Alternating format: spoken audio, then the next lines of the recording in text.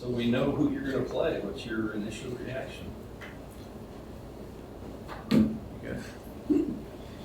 Obviously really familiar with them. They're a really good team, and we have a lot of history with them. We know them well, they know us well, and we're looking forward to it. Compared to where you guys were a month ago, like, how do you kind of feel about the way the pitching is shaking out here, and how much do you kind of know how it's going to look for this series coming up at this point?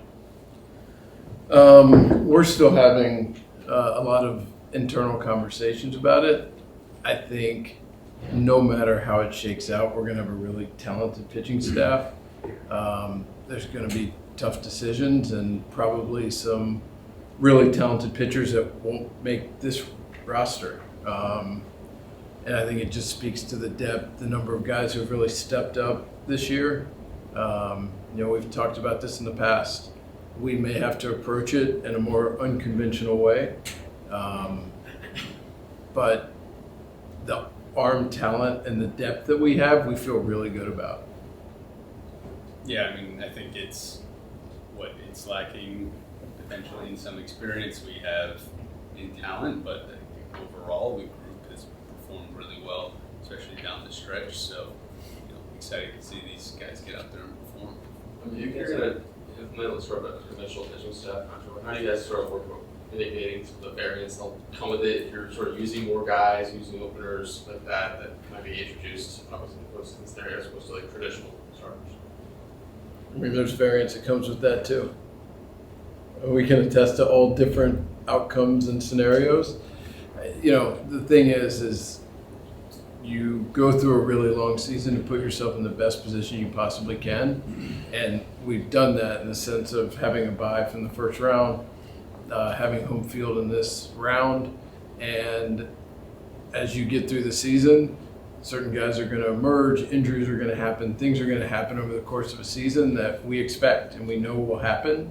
And then it's about putting the best 26-man roster together. And we feel good about the talent and feel good about, how this group has come together. And we're excited to watch them go out and compete. Do you feel like you need one of the starters to emerge as a guy who can take down 5-6 innings every turn, or is that part of the non-traditional piece too, where you might not need the rotation to look as conventional as teams usually have this time of year? I mean, obviously we're not looking past the division series, but the division series sets up with days off and things that allow for different scenarios than we've been afforded in the past. This game 1 off, game 2 is different. We've never had that before. And I think those off days are an advantage, and we'll use it and figure out the best way to use that to our advantage. You handled the D-backs pretty well in August. Do they look like a really different team to you right now? And if so, how? They're a good team. I think you could have seen us at a period in May and questioned how good we were. I think that's baseball, and the point is over a season, talent rises to the top, and they're in this position. They put themselves there because they're a good team, and so are we. And we're looking forward to squaring off against them. You guys had a weird off day at game 1. Like, how did that kind of affect the pitching decisions you guys made? You carry 12 or 13, kind of stuff like that. Yeah, those are conversations we're going to continue to have and work through. And that now that we know who we're playing, it should help clarify some things. But getting back to the point, it's a bunch of really talented guys, and trying to figure out and talking with the group how best that matches up versus Arizona and fits is something that we'll do over the coming days. You guys obviously have Lance there, that leading spot, I guess, but why don't Pepe and Sheehan maybe kind of show that you get where you feel comfortable starting with those guys? Yeah, I think it speaks to the depth of talent. There's a bunch of guys that can take down innings and have really shown well down the stretch, and those young guys have been fun to watch and watch them emerge and grow over the course of the season. Andrew, how has your kind of working relationship with Dave evolved over the years? How have you seen him grow as a manager, and maybe how has he influenced your thoughts on baseball? That's a deep question. Yeah, get as deep as you can. I mean, obviously it's been a lot of years, and hopefully I'm way better at my job today than I was 8 years ago. And yeah, I think a bunch of, people working together, and in an ideal world, everyone brings out the best in one another, and we grow and we learn and continue to adapt and stay curious. And, I think Doc is better at his job today than he was 8 years ago, and I hope he would say the same. I hope Brandon would say the same about me. I think it's about learning and growing, and I think the job that Doc did this season, his relentless optimism, I think, has been steady throughout the years, but just the way he, motivated this group through a lot of adversity. Our coaching staff did an incredible job. Our veteran players, in the way they, helped keep the clubhouse together, and all of those guys did an unbelievable job of providing kind of a safe landing spot for our young players who came up and they were more comfortable, more confident, and we saw the success. So, I think Dave has always been really good at that. This year in particular, it really stood out. I would need more time and perspective.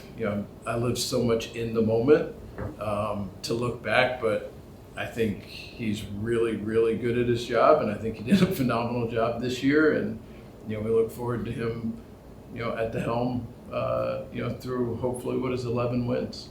He's talked a lot about how much he's enjoyed this group in particular, right? And obviously there was a lot of turnover in the offseason. Did you sense at all that maybe just, not to knock the previous group or anything, but, just getting new faces in here and stuff kind of energized him at all? Did you sense that at all?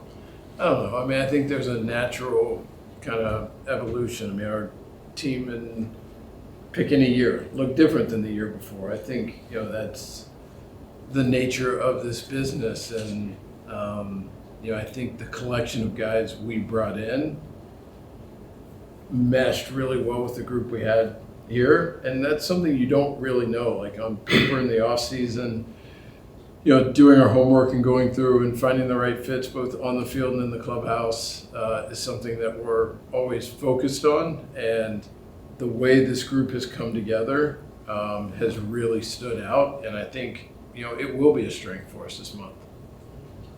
How significant a role do you expect the 4 rookie pitchers to play in October, and what gives you confidence that they're ready for it?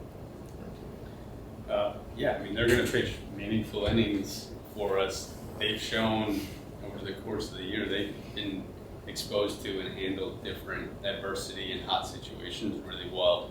Have learning from last year. Emmett, when he's come back up, has thrown really well.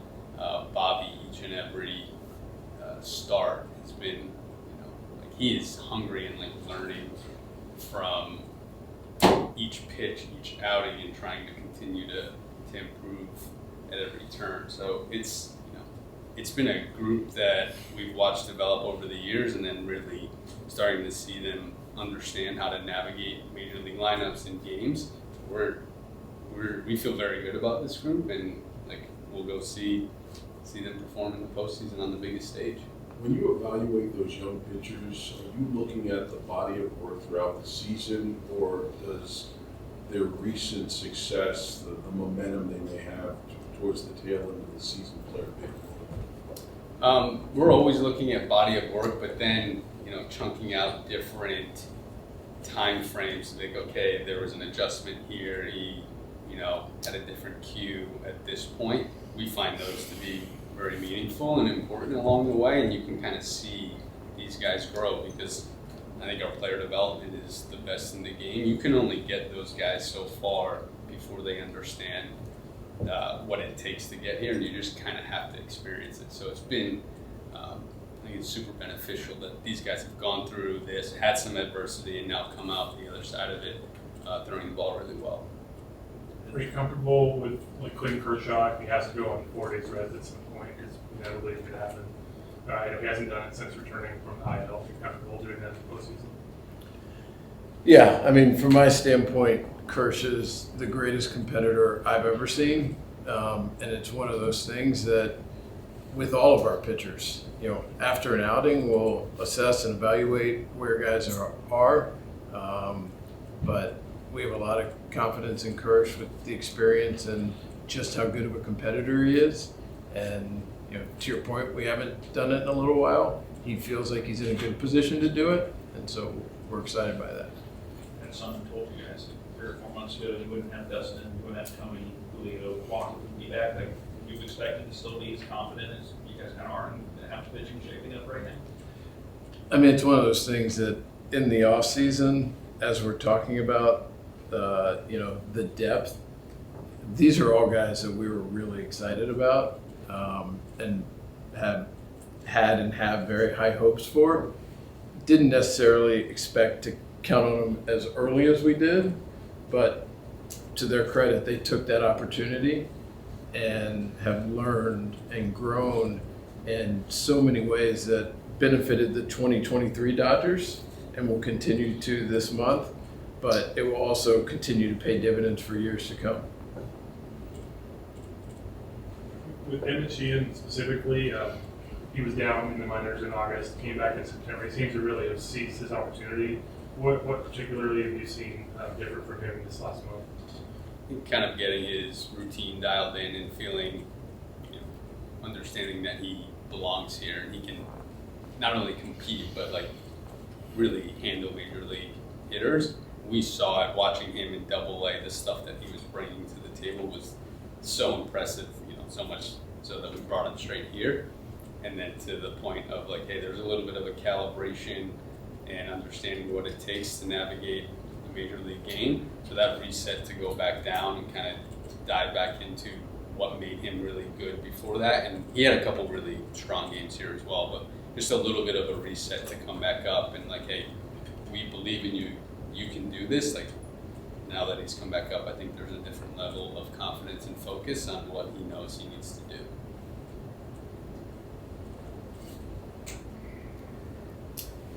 I got kind of a random question. That's weird. I noticed even when you guys were watching the game, a lot of you, the front office people seem to have water bottles. You guys seem to be a very well hydrated We're well front office. I think you understated it by saying this was random. Understating it, but go on. But I was wondering, did somebody tell you guys that it, I don't know, enhances cognitive performance? Is one of you guys like a real champion of water and telling everybody to stay hydrated? Or you guys coincidentally all just really love water? I'm a very good water drinker. Thank you for noticing. It's like an 80 water drinker. I'll give you that.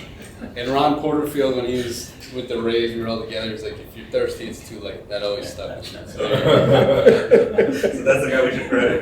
For sure. Okay. That seems like a good one to end on. Oh my God. Thank you, guys.